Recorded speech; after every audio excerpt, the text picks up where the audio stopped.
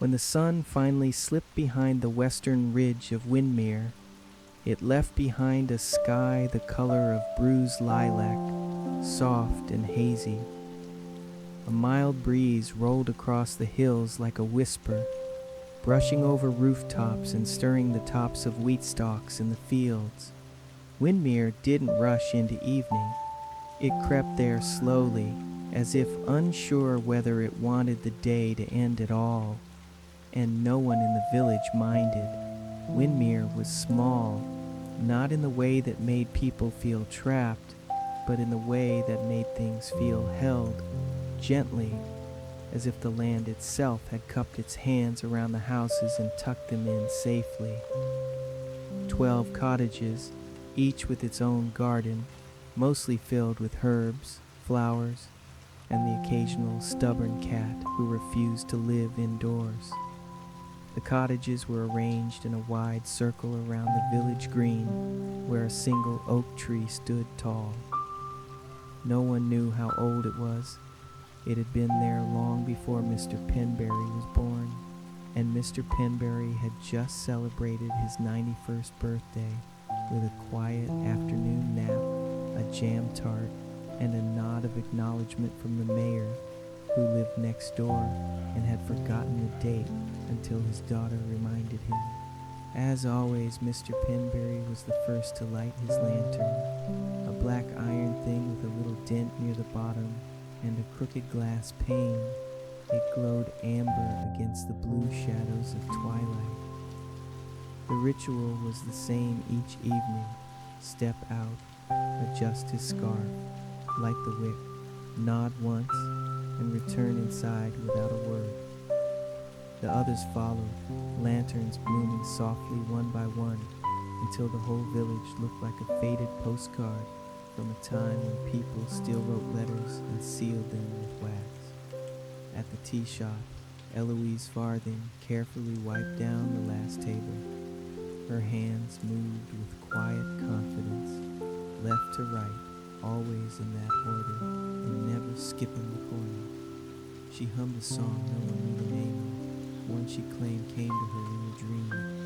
The windows steamed lightly from the teapots on the counter. Each held a different glue: chamomile, rosehip, valerian root, and fragrant lavender honey blossom. Eloise took her cup to the back garden. It was her tradition to sit for 10 minutes before closing, just listening. She liked the soft rustle of grass, the quiet shuffle of cats leaping from wall to wall, the sound of her own breathing, mingling with the breeze. The back garden faced the hills, where the lavender fields lay in long, neat rows. In the fading light, the blooms looked almost silvery in scent, heavy, sweet, a little dusty, drifted into every open window and window.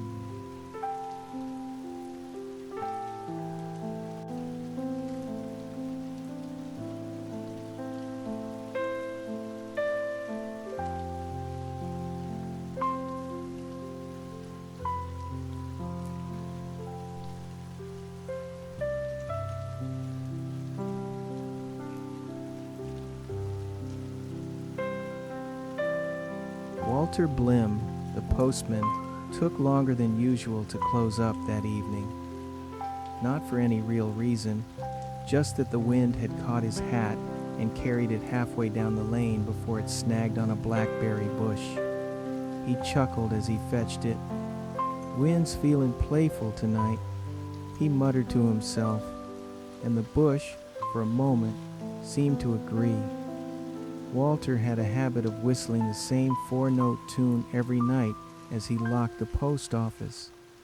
No one remembered when he'd started doing it, only that if one night he didn't, people would likely feel something had gone wrong. Familiarity was comfort in Windermere. Repetition wasn't dull. It was trusted, dependable, like a wool blanket at the foot of the bed or the creak of a well-worn step. Emery, the man in the brown wool coat, walked the lane again, as he always did. He paused near the first bend where a wooden sign pointed left to Lavender Hill and right to Mill Pond Walk. He never took the right. No one knew why.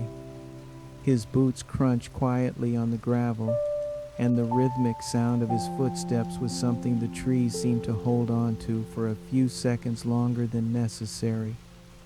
The lavender fields weren't just pretty, they were the village's memory. Generations had walked them, planted them, harvested, and bundled the flowers with twine and care. It was said the fields whispered if you stood still long enough. Not in words, not exactly, but you'd remember things you thought you'd forgotten. A distant voice, a warm touch, the weight of time made soft. Children weren't usually out after sundown, but tonight young Elsie Horn was still peeking out of her upstairs window, pretending to be asleep. Her parents knew, of course, but said nothing. It was her way, to count the lanterns as they flicked on, to name each one like a star. Penbury, Eloise, Mr. Griggs, the Millers, the librarian's window, the carpenter's loft, the shepherd's hut at the edge of the pasture. At the far end of the village, just beyond the lavender fields, stood the stone house. It had a tower that wasn't quite tall enough to be a tower, and a garden filled with white flowers that only bloomed at night.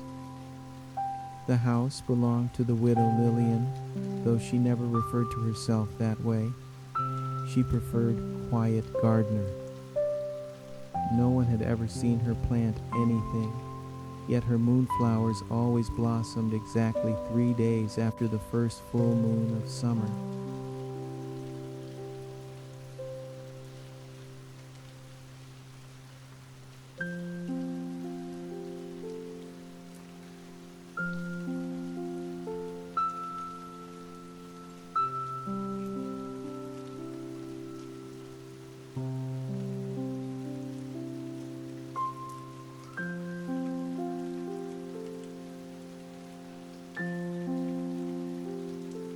Lillian made herbal tinctures and wore slippers that never made a sound.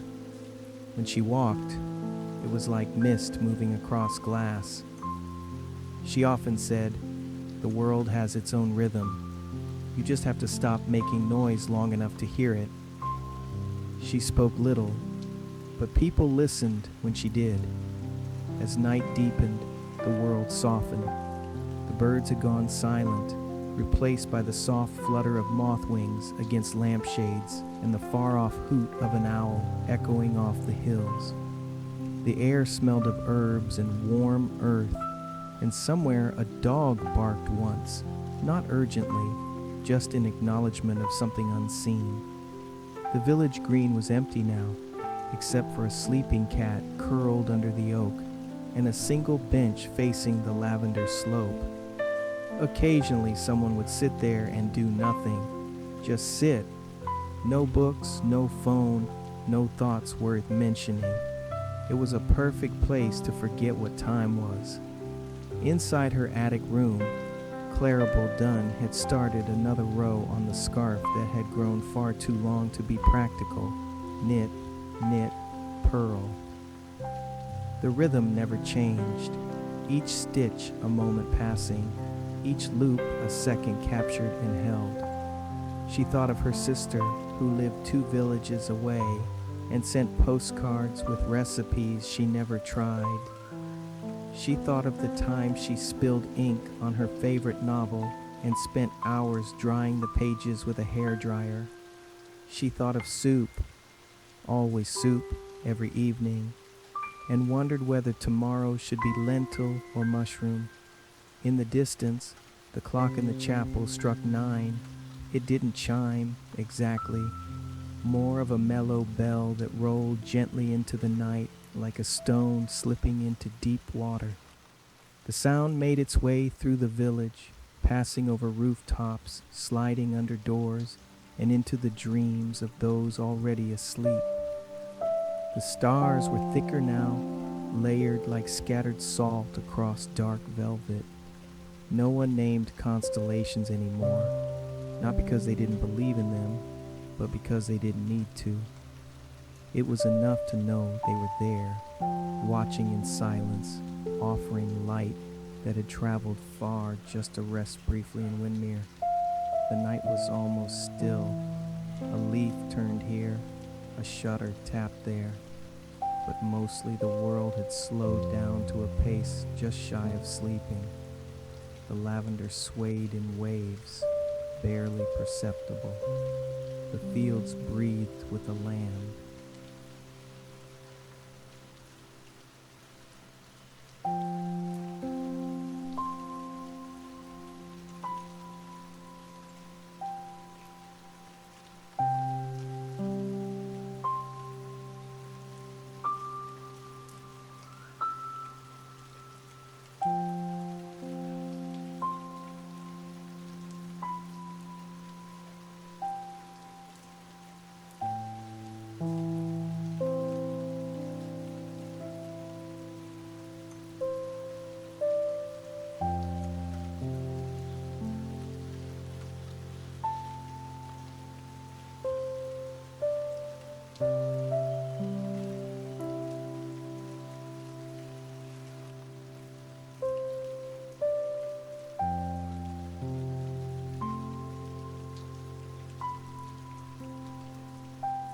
The moon had climbed higher now, not rushing, just rising with quiet certainty.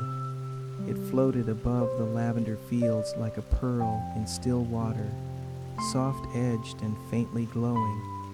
The stars had settled into their places, each one content to shine without urgency. Even time itself, it seemed, had curled up for a rest. Down by the old well, long dry but never abandoned, sat Nora Weems, the village librarian. She often walked here when sleep was shy. With her shawl tucked around her shoulders and a worn notebook in hand, she'd trace the rim of the stone well with her fingers as if expecting an echo, though none ever came. She didn't mind. She liked the silence. It reminded her of unopened books, full of stories waiting, not demanding. Tonight she wrote just one sentence in her notebook. The world is quieter when you listen like a tree. Then she closed the cover, smiled, and breathed deeply. The scent of lavender and old stone mingled like the past and the present meeting in a dream. Further up the slope, Emery had reached the top of Lavender Hill. He always stopped there, not to look out, but to look up. The sky above Windmere seemed different somehow, wider, more forgiving. He removed his hat, held it by his side, and let the night air touch his forehead. It reminded him of home, though he wasn't sure where that was anymore. Places have a way of fading when no one says their names aloud. He sat down, legs crossed, and closed his eyes. The breeze toyed with his coat hem, and somewhere nearby, a hare rustled through the grass but didn't run. Nothing ran in Windmere at night. Even thoughts took the long way round.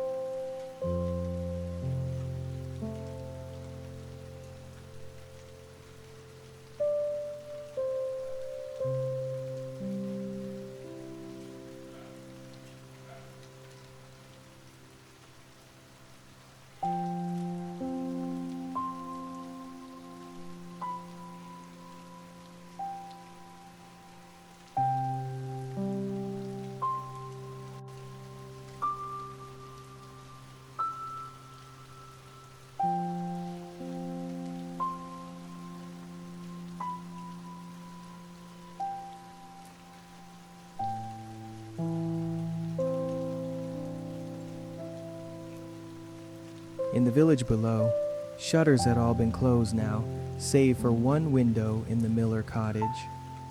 They'd left the curtains open slightly so the moon could peek in. Their clock ticked faintly, tick, tick, tick, but not to count the seconds, just to mark the presence of calm.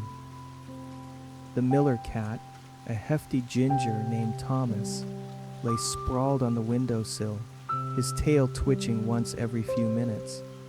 He was the unofficial nighttime guardian of Windermere, though his duties mostly involved watching nothing happen and occasionally blinking at moths. In the garden behind the Penberry house, wind chimes made of old teacups tinkled gently in the breeze. Each cup had a tiny crack or chip. They didn't ring in tune, not quite, but the mismatched clinks created a lullaby only the garden knew. Mrs. Langford, the former schoolteacher, lay in bed with a thick quilt over her knees and a book open on her chest. She hadn't turned the page in 20 minutes. The words had become a blur, and her thoughts wandered to old lessons: how to write cursive letters, how to fold a paper boat, how to tell time by the sun. She smiled, eyes heavy. She thought of the children she used to teach, many grown now, and hoped they too had found quiet places. Beneath her floorboards, the old pipes groaned gently, not in protest, more like a tired exhale. The house itself seemed to be drifting off. Not far from the village, by the edge of the woods, sat the shepherd's hut. Jed and his dog, Bram, were the only ones awake there. Bram was curled up near the stove, snoring softly, twitching occasionally as if chasing sheep in dreams. Jed sat in a rocking chair, slowly moving back and forth, with a cup of mint tea balanced perfectly on the armrest. He watched the steam rise and vanish, and he thought, not in words but in feelings, about how good it was that nothing needed doing tonight.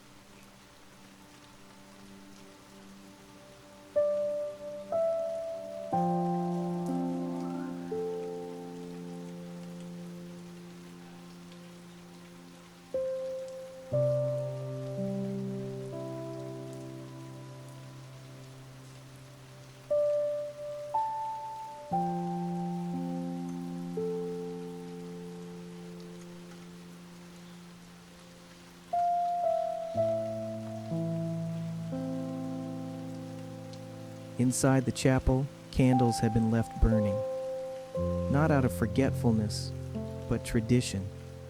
The chapel was always open, always warm, even if no one came. The wooden pews groaned quietly as the temperature dropped. A moth circled the candlelight in slow, reverent loops. The chapel bell didn't ring again. It had made its offering for the night and now rested. Out in the fields, dew began to form on the tips of grass and the edges of petals. Each drop held a reflection of the sky, a whole galaxy cradled in a speck of water. Crickets sang in slow patterns, not music exactly, more like a shared breath, a rhythm as old as sleep itself, and through it all the scent of lavender lingered, sweet, earthy, faintly bitter at the edges. It moved through the village like a lullaby made of wind. You didn't notice it arriving. You only noticed suddenly how calm everything felt, how still, how safe. Inside the last lit cottage, a grandfather clock chimed once. Not midnight, not quite. Just a gentle reminder that the night still had time to spare. Clarabelle's knitting had slipped from her lap. Her scarf had curled into a soft pile on the floor, her needles still in mid-stitch. Her glasses rested on her chest, rising and falling with each breath. A book lay open beside her, though she hadn't read more than a paragraph. Outside, the lavender fields had stilled completely. No breeze now, just a quiet hush, like the world holding its breath. The moon had reached its peak and bathed everything in silver. The sky above was endless and kind, and down in Windermere, beneath that sky, not a soul stirred. Everyone had fallen asleep. Even the stars, it seemed, were beginning to close their eyes.